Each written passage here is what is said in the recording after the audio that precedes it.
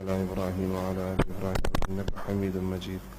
اللهم بارك على محمد وعلى آل محمد كما باركت على إبراهيم وعلى آل إبراهيم إنك حميد مجيد. سلسلہ سیرت النبی کا چوتھا درس ہے،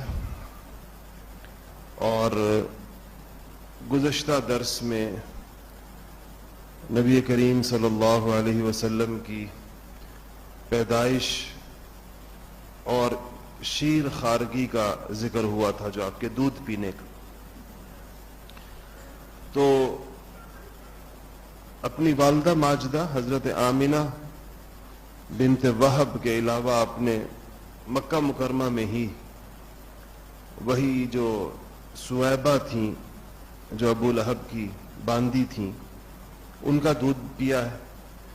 اور روایات سے پتہ چلتا ہے کہ ایک موقع پر کسی نے آپ صلی اللہ علیہ وسلم کو ایک نکاح کی پیشکش کی، تو آپ صلی اللہ حضرت ابو سلمہ کی بیٹی تھی، ان کا نام درہ تھا. یہ ابو سلمہ حضرت ام سلمہ کے شوہر ہیں، اور ام سلمہ بعد میں نبی کریم صلی اللہ علیہ وسلم کے نکاح میں آئیں. تو کسی نے حضور اکرم صلی اللہ علیہ وسلم سے پوچھا کہ یا رسول اللہ، ہم نے سنا ہے کہ آپ درہ سے نکاح فرما رہے ہیں. تو رسول اللہ صلی اللہ علیہ وسلم نے فرمایا کہ اول تو درہ میری ربیبہ ہے. ربیبہ کہتے ہیں کہ بیوی کے ساتھ اس کے پہلے شوہر سے جو اولاد آتی ہے اس کو ربیب، لڑکا ہو تو ربیب اور لڑکی ہو تو ربیبہ کہتے ہیں. تو چونکہ ام سلمہ کے ساتھ آئی تھیں وہ ابو سلمہ کے انتقال کے بعد حضور کے نکاح میں جو ام سلمہ آئیں. دوسرا آپ نے فرمایا کہ وہ میری رضائی بھتیجی ہے درہ، اس لیے کہ اس کے باپ ابو سلمہ نے اور میں نے، ہم دونوں نے سویبہ کا دودھ پیا. تو اس سے پتہ چلتا ہے کہ آپ سویبہ جو تھیں وہ آپ کی رضائی والدہ تھیں. آپ نے اپنے اس رشتے کو بیان فرمایا. تو اسی طرح ان سے پتہ چلا. اور حضرت حمزہ نے نبی کریم صلی اللہ علیہ وسلم کے ساتھ بھی دودھ پیا تھا، اس لیے وہ آپ کے چچا بھی تھے اور آپ کے رضائی بھائی بھی تھے. حضرت عباس نے ایک دفعہ آپ صلی اللہ علیہ وسلم سے یہ کہا کہ آپ حضرت حمزہ کی بیٹی سے نکاح فرما لیں، چچا زاد بہن ہو گئی. تو آپ نے فرمایا کہ وہ تو میری رضائی بھتیجی ہے، کیونکہ میں نے اور حمزہ نے رضاعت کا دودھ ایک ہی خاتون سے پیا. اچھا، یہ آپ صلی اللہ علیہ وسلم ان حضرت سویبہ کا بھی بڑا احترام کرتے تھے اور بڑا لحاظ رکھتے تھے. دوسری چیز جو میں نے عرض کی تھی کہ اس ہفتے آپ کی جو رضاعت ہے، اصل اور طویل رضاعت، عرب کے اس زمانے کے دستور اور رواج کے مطابق وہ قبیلہ بنو سعد میں جو طائف کے پاس ہے، اس میں حضرت حلیمہ سعدیہ رضی اللہ عنہا کی رضاعت ہے. اور اس کا قصہ حضرت حلیمہ نے خود بڑی تفصیل کے ساتھ بیان کیا.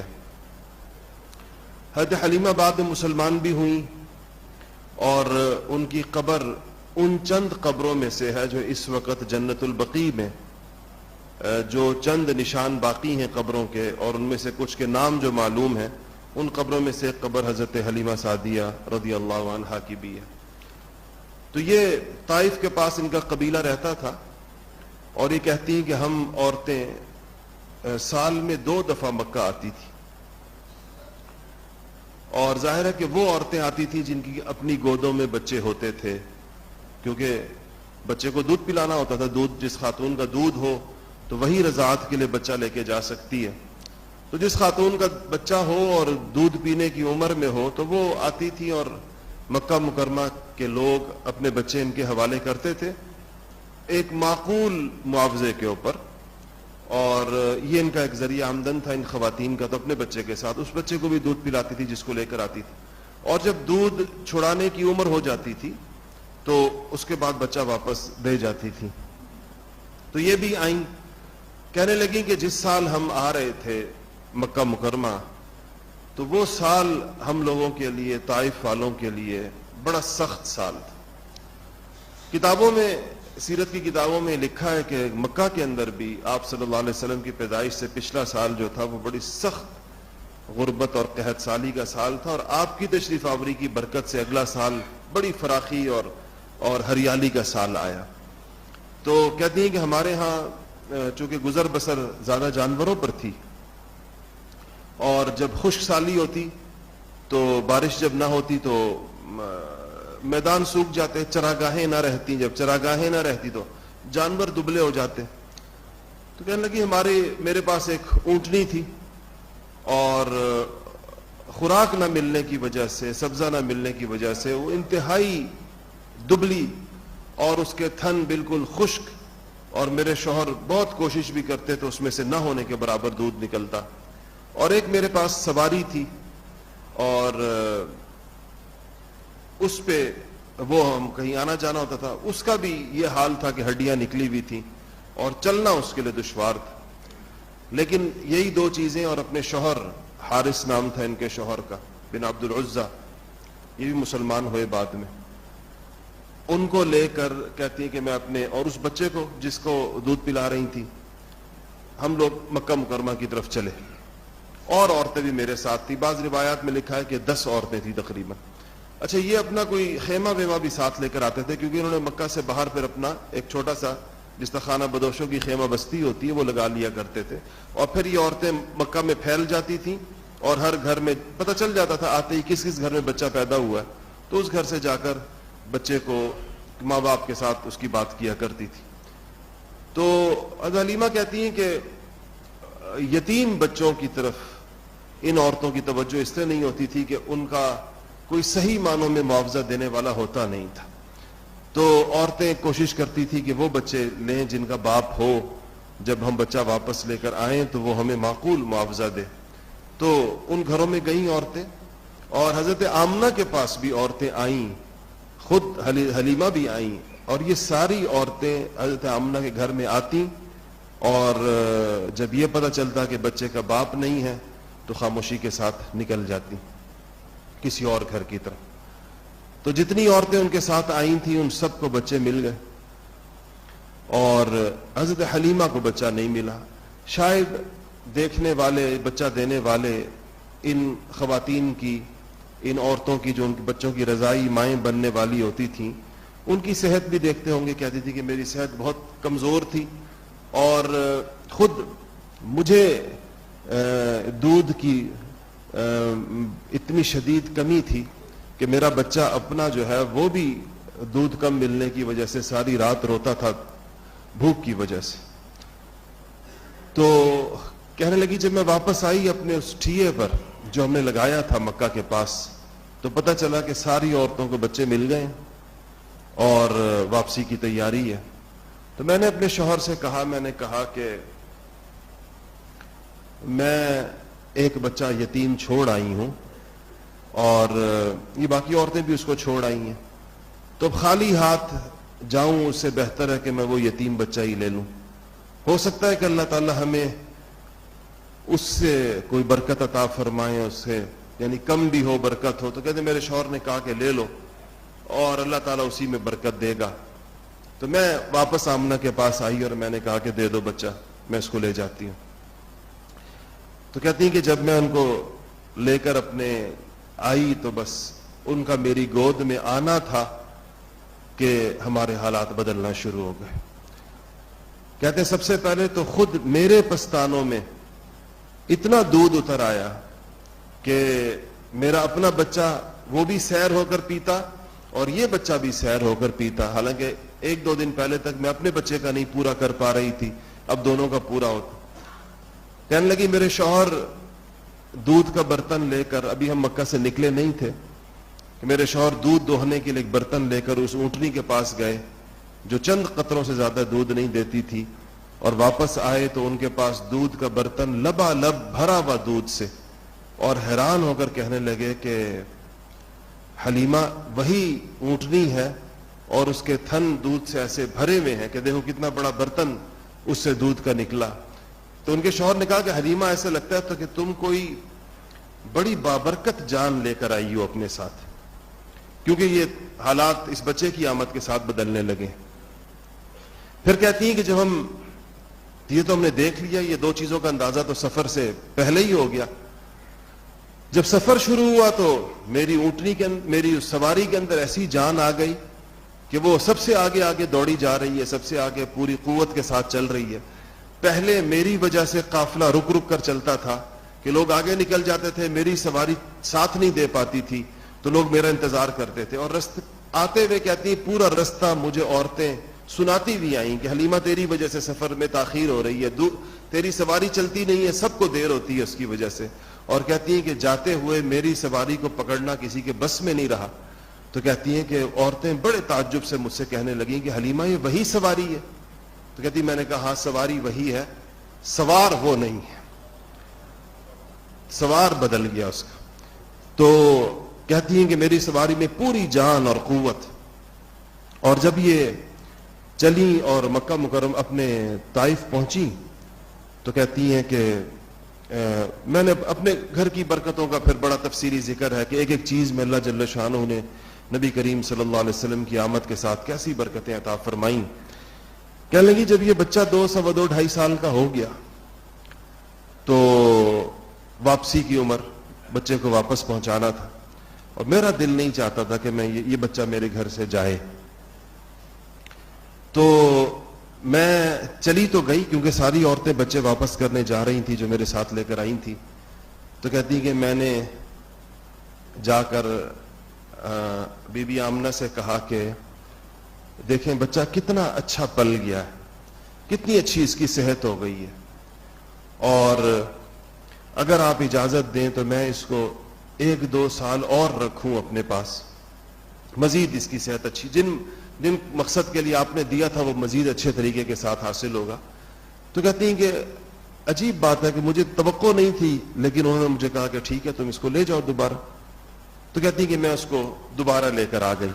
باقی عورتیں تو وہ گئی تھیں جو بچے پہنچانے آئی تھیں, اور اگر کسی کے پاس اور وہ عورتیں تھیں جو نئے بچے لینے کے لیے آئی تھیں. میں وہی اپنا پرانا بچہ لے کر دوبارہ واپس آئی. تو کہتی ہیں کہ آ تو گئی لیکن اس کے بعد ایک ایسا واقعہ پیش آیا جس سے حضرت حلیمہ ڈر گئی, اور وہ واقعہ تھا شق صدر کا.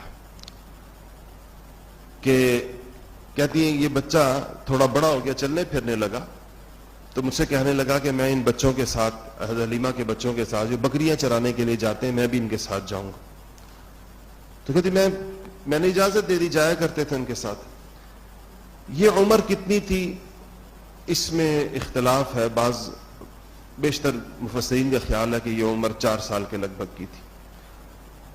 تو کہنے لگی کہ ایک دن یہ اسی طرح نکلے ہوئے تھے اور اچانک میرا بیٹا جو ان کی اس عمر کا تھا وہ گھر کے اندر داخل ہوا, یا آس پاس کی عمر کا تھا, اور اس نے کہا کہ مجھے آواز دی کہ اماں محمد تو کسی نے قتل کر دیا. کہتی میں اور میرے شوہر انتہائی ہیبت کے اندر بھاگتے ہوئے باہر گئے تو ہم نے دیکھا کہ آپ ٹھیک ٹھاک تھے لیکن آپ کے چہرے کے اوپر خوف کے آثار تھے.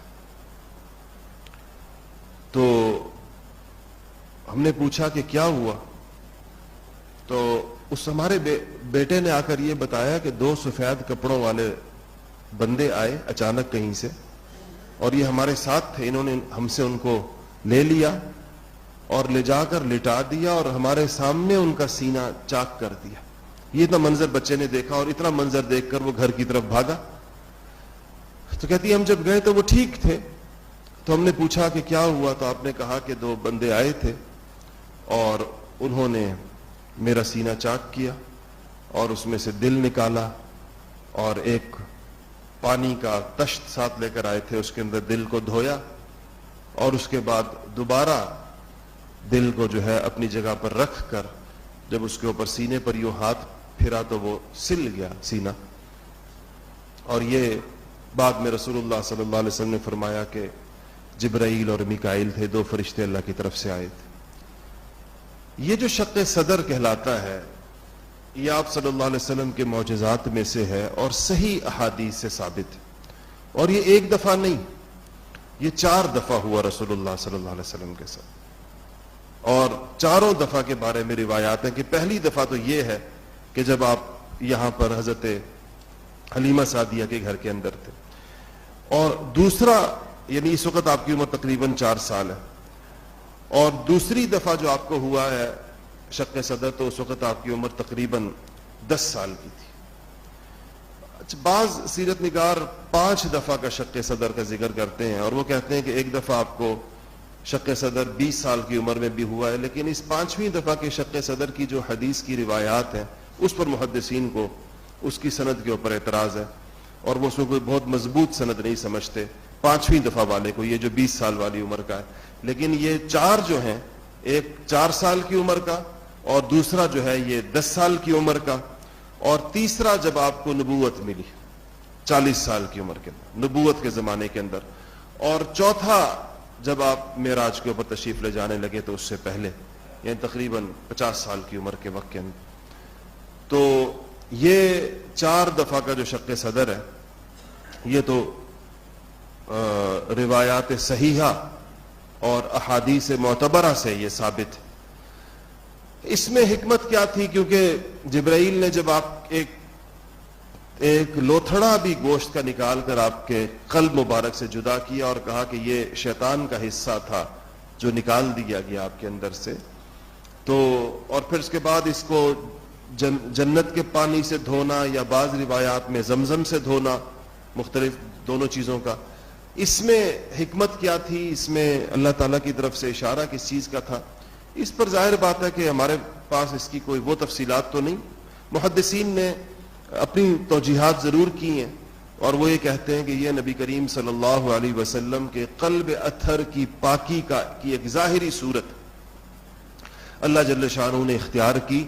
और जाहिरी सूरत का मकसद लोगों का उनके इस बात के ऊपर यकीन आना, और लोग इस बात को समझें कि आपके कल्ब मुबारक को पाकीज़ा रखने का, गुनाहों की गर्मी से भी, शैतान के हिस्से से भी, इसका अल्लाह ताला की तरफ से गैर मामूली इंतजाम हुआ है। वरना ये चीजें यानी करने की जरूरत, यानी डिमॉन्स्ट्रेशन की जरूरत नहीं होती। अगर ये अल्लाह ताला के कुन के साथ सारी चीजें हो सकती हैं, पैदाइशी तौर पर ये सारी चीजें हो सकती हैं, लेकिन ये अल्लाह जल्ल शानहू ने इस मखलूक को नबी करीम सल्लल्लाहु अलैहि वसल्लम के कल्ब मुबारक की अजमत उनके दिलों में बिठाने के लिए, क्योंकि इसी कल्ब के ऊपर अल्लाह जल्ल शानहू की आखिरी किताब ने नाजिल होना था, अला कल्ब, क्या आपके सीना मुबारक के ऊपर। तो इस सीने की पाकी का अल्लाह जल्ल शानहू ने एहतमाम फरमाया। हजरत हलीमा के यहाँ जो शक्क़ सदर हुआ है, तो उसके बाद आपके मोहर भी लगाई गई। इसमें फिर सीरत निगारों की 2 आरा हैं कि ये जो मोहर नबूवत थी रसूलुल्लाह सल्लल्लाहु अलैहि वसल्लम की, जिसको पिछली किताबों में जिसका जिक्र था, और यहूद व नसारा के जो इंसाफ पसंद लोग थे, वो जब आपकी अलामतें तलाश किया करते थे तो मोहर नबूवत का जिक्र भी किया करते थे, और आपके शानों के दरमियान उसको ढूंढते थे, इसलिए कि ये सेब की शक्ल की और सेब के साइज की एक मोहर थी। ये पैदाइशी तौर पर आपको लगी हुई थी या शक्क़ सदर के बाद लगाई गई थी? ये दोनों आरा मौजूद हैं सीरती किताबों में। बेशतर हजरात की राय यह है कि ये पैदाइशी तौर पर मोहर नबूवत के साथ आप पैदा हुए थे। बाज कहते हैं कि 4 साल की उम्र में जब ये फरिश्ते आए थे और उन्होंने सीना मुबारक चाक किया था और वापस जब रखा, उसके बाद एक मोहर लगाई आपके शानों के दरमियान। मोहर क्यों लगाई? मोहर एक जो रिवाज है और पहले से हमारे यहाँ कि कीमती चीजों को बंद करते हुए मोहर बंद जैसे किया जाता है, तो आपके कल्ब मुबारक पर एक खुदाई मोहर, जिसका मतलब यह है कि ये कल्ब महफूज है हर किस्म के शैतानी वसाविस से, शैतान की दस्तरस से, शैतान की उन तक पहुंच से, क्योंकि शैतान को इंसानों के कुलूब तक रसाई तो है। हदीसी किताबों से पता, हदीस से पता चलता है। हदीस शरीफ में आता है कि शैतान इंसान के दिल के पास अपनी एक सूंड जो सुई की नोक की तरह होती है, वो इंसानी दिल से थोड़े फासले के ऊपर लेकर बैठा हुआ होता है इंतजार में। जैसे ही वो इंसान के दिल को अल्लाह ताला की याद से खाली और गाफिल पाता है, तो वो अपना वो इंजेक्शन या सिरिंज या वो सुई وہ انسان کے جسم کے اندر داخل کر دیتا ہے، اور جب وہ یہ سوئی داخل کر دیتا ہے انسان کے قلب میں، اس کے دل میں، پھر اس کے ذریعے سے وہ وساوس، گناہوں کا شوق اور مختلف قسم کی چیزیں اس کے اندر انجیکٹ کرتا ہے اس کے دل کے اندر. تو یہ اللہ تعالیٰ کا نظام ہے کہ شیطان کو انسان تک رسائی دی ہے اور اندر باطن کے اندر بھی دی ہے. اسی لیے حدیث شریف میں آتا ہے شیطان تمہارے اندر ایسے چلتا پھرتا ہے یجری کا مجرد دم، جیسے خون چلتا ہے تمہارے اندر، خون کی طرح سرکولیٹ ہوتا ہے انسانی جسم کے اندر. وہ بھی رسائی، ایکسس کی اصل میں بات کی جا رہی ہے کہ اس کو رسائی اللہ تعالیٰ نے دی ہے انسان کے ظاہر کی طرف بھی اور اس کے باطن کی طرف بھی. انبیاء علیہم الصلوۃ والسلام کو اللہ جل شانہ اس رسائی کو، اس ایکسس کو بلاک کر دیتے ہیں، بند کر دیتے ہیں. شق صدر بھی اسی کی صورت ہے اور مہر نبوت بھی اس کی ایک علامت ہے، اس کی ایک ظاہری طور پر پتہ چلنے والی اس کے اندر چیز ہے. تو یہ مہر جو تھی، یہ مختلف لوگ دیکھتے تھے آ کر. میں نے سلمان فارسی کے اسلام لانے کا قصہ آپ کو بیان کیا تھا، اور وہ جو تھے ان کو اس عیسائی راہب نے جس کے پاس وہ عراق کے اندر تھے، اس نے یہ کہا تھا کہ صدقہ نہیں کھائیں گے، ایک علامت بتائی تھی. دوسرا کہا تھا کہ ہدیہ قبول کریں گے، اور تیسرا کہا تھا کہ شانوں کے درمیان مہر نبوت ہوگی. تو حضرت سلمان نے تو یہ تینوں چیزیں باقاعدہ دیکھی تھی آپ کے اندر، ان کا پورا ٹیسٹ لیا تھا انہوں نے. اس کے بعد جب یہ واقعہ ہوا شق صدر کا، اور حضرت حلیمہ کے لیے ظاہری بات ہے کہ ان کو کچھ پتہ نہیں تھا کہ یہ کیا ہوا ہے، اور آگے چل کر اتنا تو اندازہ ہو گیا کہ بچہ غیر معمولی ہے، اور اس کے ساتھ ہی جو واقعات پیش آ رہے ہیں تو خدا جانے کوئی اور واقعہ میرے اوپر اس کی ذمہ داری نہ آ جائے. تو لے گئیں جا کر حضرت آمنہ کو پیش کر دیا اپنا بچہ کہ اس کو سنبھال لیں. اور بعض روایات میں ان میں ضعف ہے تھوڑا سا، لیکن یہ روایت آتی ہے کہ اگرچہ مستند سیرت نگاروں نے نہیں لکھی کہ حضرت آمنہ نے پوچھا حلیمہ سعدیہ سے کہ کیوں لے آئی واپس، تم تو زیادہ عرصے کے لیے لے کر گئی تھی. تو حضرت حلیمہ وہ واقعہ ذکر نہیں کرنا چاہ رہی تھی جو پیش آیا. تو حضرت آمنہ نے کہا کہ تمہیں شیطان کا اندیشہ ہے کہ اس بچے کے اوپر، جس طرح یہ جن شیطان وغیرہ جس کو کہا جاتا ہے. تو انہوں نے کہا کہ ہاں مجھے اس کا اندیشہ ہے. تو حضرت آمنہ نے کہا کہ اس بچے پر میں نے اس کے حمل سے لے کر اس کی پیدائش تک جن تجربات سے اور جن کیفیات سے میں گزری ہوں، تو میں خدا کی قسم کھاتی ہوں کہ اس بچے تک شیطان کی دسترس نہیں، شیطان اس تک نہیں جا سکتا. میں نے جو مناظر میں نے دیکھے ہیں اس کے اپنے پیٹ میں آنے سے لے کر اس کو جننے تک میں نے جو کچھ دیکھا ہے، اس بچے کو شیطان ہاتھ نہیں لگا سکتا اور اس کی طرف نہیں جا سکتا. تو خیر یہ واپسی ہو گئی، اور آپ 4 سال کی عمر میں بظاہر واپس آئے ہیں مکہ مکرمہ. 6 سال آپ کی عمر مبارک ہوئی تو ایک دن آپ کی والدہ ماجدہ حضرت آمنہ کو یہ شوق ہوا کہ اپنے شوہر حضرت عبداللہ کی قبر کے لیے قبر پر جاؤں. اور وہ میں نے آپ کو بتایا تھا کہ مدینہ منورہ میں تھی، یثرب کہلاتا تھا اس زمانے میں. تو وہ اور وہی جو آپ کی جو حضرت عبداللہ کی باندی تھی برکہ جس کا نام تھا، جن کا بعد میں نام ام ایمن بن. اور یہ جو ام ایمن ہے اگر آپ ان کو یاد رکھیں تو یہ حضرت اسامہ ابن زید کی والدہ بھی ہیں، حضرت زید ابن حارثہ کی یہ اہلیہ بھی تھی. نبی کریم ان کا جو پہلے شوہر جن سے ان کا نکاح ہوا، جن سے ایمن پیدا ہوا اور اس سے ان کا نام ام ایمن ہوا، جب اس شوہر کا انتقال ہوا تو رسول اللہ صلی اللہ علیہ وسلم نے فرمایا کہ جو شخص یہ چاہے کہ کسی جنتی عورت سے نکاح کرے تو وہ ام ایمن سے نکاح کر لے. اس پر حضرت زید ابن حارثہ نے ان سے نکاح کیا تھا. یہ حبشن تھیں، یعنی وہ جو کالے افریقی جیسے ہوتے اس طرح تھی، اور ان کے پہلے شوہر بھی کالے تھے، حبشی تھے. تو حضرت زید تو ادھر کے تھے، تو انہوں نے پھر نکاح کیا اور ان سے حضرت اسامہ ابن زید پیدا ہوئے جو نبی کریم صلی اللہ علیہ وسلم کے انتہائی محبوب، جن کو حب النبی کہتے ہیں، نبی کے محبوب. صحابہ کہتے ہیں کہ ہم دیکھتے تھے کہ ایک گھٹنے پر آپ کے حسن اور حسین میں سے کوئی بیٹھا ہوتا تھا اور دوسرے گھٹنے پر اسامہ ابن زید بیٹھے ہوتے تھے. تو یہ ان کی والدہ بھی، اور یہ کافی عرصہ زندہ رہیں اس کے بعد، کیونکہ آپ صلی اللہ علیہ وسلم کی وفات پر حضرات صحابہ ان کے پاس آئے تعزیت کے لیے، کیونکہ یہ ایک طرح سے آپ کو پالا پوسا تھا، انہوں نے ماں کی سی حیثیت تھی حلیمہ کی طرح کی. تو یہ ام ایمن ساتھ تھیں اور عبد المطلب بھی ساتھ گئے، دادا وہ بھی ساتھ گئے بیٹے کی قبر کے لیے، بہو کے ساتھ اور بچے کے ساتھ. تو مدینہ میں 1 مہینہ رہیں حضرت آمنہ، اور وہاں سے جب وہ واپس آ رہی تھیں تو مدینہ منورہ سے آگے آ کر ابوا ایک جگہ ہے مکہ کے رستے کے اندر، مدینہ کے قریب ہے، اور وہاں پر وہ بیمار ہوئیں اور ان کا وہیں پر انتقال ہو گیا. آج بھی ان کی قبر وہیں ابوا کے اندر ہے، اور وہیں ان کی تدفین وہیں پر ہوئی. اور حضور اکرم صلی اللہ علیہ وسلم کو 6 سال کی عمر میں یعنی والدہ کا کبھی انتقال ہوا، اور پھر دادا اور ام ایمن آپ کو لے کر واپس آ گئے. اب آپ صلی اللہ علیہ وسلم مکمل طور پہ دادا کے سپرد ہو گئے، والدہ بھی نہیں رہی تب عبد المطلب. اور حضرت عبد المطلب کا معاملہ حالانکہ بڑے کثیر العیال تھے، 10 بیٹے تھے اور 6 بیٹیاں تھیں، اور سب کی اولادیں تھیں اور بہت بہت اولادیں تھیں، تو ایسے بہت سارے پوتے نواسے تھے ان کے. لیکن ان کو جو خصوصی تعلق اور محبت رسول اللہ صلی اللہ علیہ وسلم کے ساتھ تھی وہ بڑی عجیب تھی.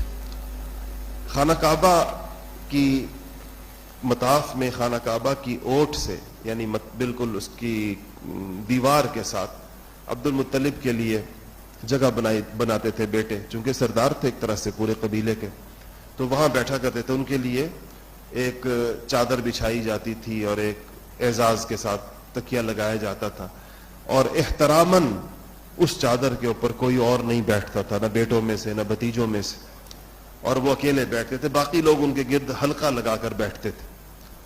تو آپ صلی اللہ علیہ وسلم چھوٹے تھے، 6-7 سال آپ کی عمر، زیادہ زیادہ 8 سال، کیونکہ آپ کی عمر 8 سال ہوئی تو عبد المطلب کا بھی انتقال ہو گیا.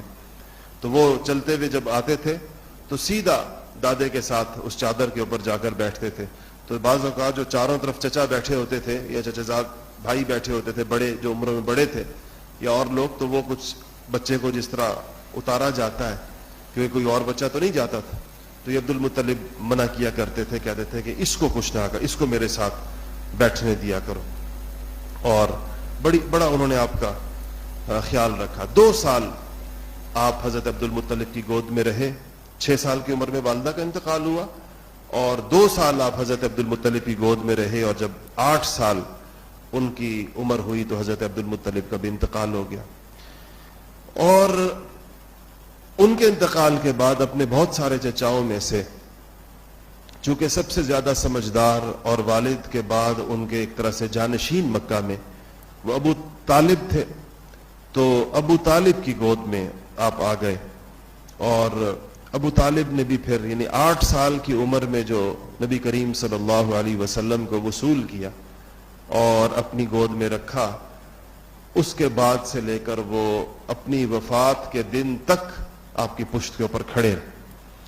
اور ان کے لیے شروع میں تو کوئی مسئلہ نہیں تھا، بڑا نیک نام بھتیجا تھا، پورا مکہ عزت کرتا تھا اور صادق اور امین کہتا تھا. لیکن ان کو بڑھاپے کے اندر ان کی آزمائشیں اس وقت شروع ہوئیں جب بھتیجے نے نبوت کا اعلان کیا، اور وہ زمانہ تقریباً 10 برس کا زمانہ اس کے بعد ان کا گزرا ہے. آخری بات اس درس کی کر کے آج کی بات کو، اور وہ یہ ہے کہ 10 برس کی عمر 8 برس کی عمر میں آپ آ گئے ابو طالب کے پاس. اور ابو طالب کے اپنے 4 بیٹے تھے، جن میں سب سے بڑے طالب تھے، یہ جن کے نام سے یہ ان کی کنیت ہے. اور یہ تو مسلمان نہیں ہو سکے، ان کا کوئی زیادہ تاریخ میں ذکر بھی نہیں آتا طالب کا کہ کون تھے، کیا عمر رہی ان کی، کیا ہوا، ان کے اسلام کا بھی ذکر نہیں آتا. لیکن باقی 3 بیٹے تاریخ اسلام کی نامور ترین شخصیات ہیں، حضرت سیدنا جعفر طیار اور حضرت عقیل اور حضرت علی مرتضی شیر خدا. یہ 3 بیٹے حضرت ابو طالب کے اپنے تھے، چوتھا طالب بھی تھے. 12 برس کے لگ بھگ آپ کی عمر ہوگی نبی کریم صلی اللہ علیہ وسلم کی، جس میں اب اس عمر کے بچے کو اپنے ساتھ جو عربوں کی عادت تھی اب کاموں کا، تعلیم کا یہ طور تو نہیں تھا جو ہمارے یہاں ہے، تو کاموں کا سکھانا. اور اس سے پہلے آپ بکریاں چرا چکے تھے مکہ مکرمہ میں. آپ نے ایک دفعہ کہا کہ اللہ کا کوئی نبی ایسا نہیں گزرا، صحابہ سے کہا کہ اللہ کا کوئی نبی ایسا نہیں گزرا جس نے بکریاں نہ چرائی ہوں. تو صحابہ نے پوچھا کہ یا رسول اللہ آپ نے بھی چرائیں؟ آپ نے کہا ہاں میں نے بھی چرائیں بکریاں. تو آپ نے بکریاں چرائیں، یہ جو بچوں کو کی ٹریننگ ہوتی تھی یہ اس کا حصہ ہوتا تھا. اس کے بعد دوسری چیز جو تھی وہ تجارت تھی. تو جا رہے تھے ابو طالب شام، اپنی جو میں نے آپ کو پہلے بتایا کہ سال میں 2 اسفار یہ کرتے تھے، ایک یمن کا اور ایک شام کا، جس کو قرآن نے رحلت الشتاء والصیف کہا ہے، گرمی اور سردی کا سفر. تو ان کو بھی ساتھ لے گئے، نبی کریم صلی اللہ علیہ وسلم کو بھی. جب آپ روانہ ہوئے تو ایک شہر آتا ہے شام سے پہلے، اس کا نام بصرہ ہے. یہ بصرہ نہیں ہے جو عراق کا بصرہ ہے. تو وہاں یہ تو راستہ تھا قریش کے جانے کا. وہاں پر ایک راہب رہتا تھا جس کا نام تو جرجیس تھا، لیکن اس کو بحیرہ کہتے تھے. اور یہ راہب بہت زیادہ پکا راہب تھا. اس کے بارے میں مشہور یہ تھا کہ اس کی عمر بہت زیادہ عمر کا تذکرہ آتا ہے. دوسرا یہ کہ اپنے کلیسا سے کبھی باہر نہیں نکلتا تھا. راہبوں کا یہی کام ہوتا تھا، وہ تو بالکل بند، دنیا سے تعلق نہیں رکھتے تھے، سوشلائزیشن نہیں ہوتی تھی کسی قسم کی.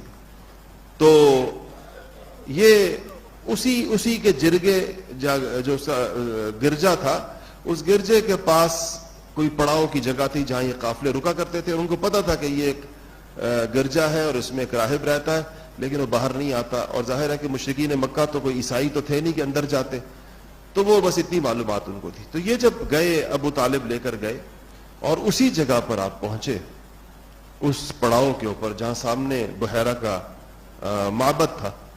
تو ایک عجیب واقعہ قریش نے پہلی دفعہ دیکھا کہ جرجیس یا بحیرہ باہر نکل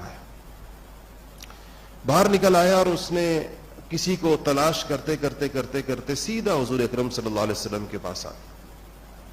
اور اس نے آ کر قافلے والوں سے پوچھا کہ اس بچے کا ولی کون؟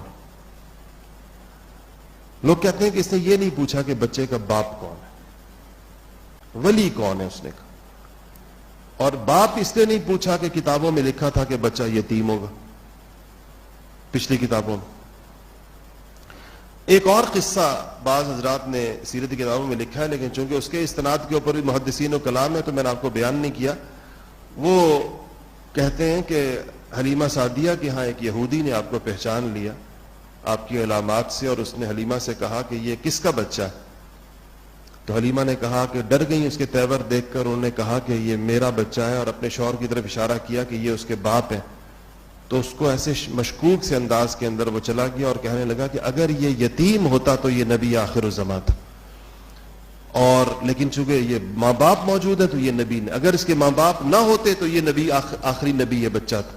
اور وہ روایت میں بھی آتا ہے کہ قتل کا ارادہ تھا ان کے یہودیوں کے، چونکہ وہ اس پر تھے، لیکن اس وجہ سے اس کو دھوکہ ہو گیا کہ بچے کے تو ماں باپ ہے تو مجھے کوئی غلط فہمی ہو گئی.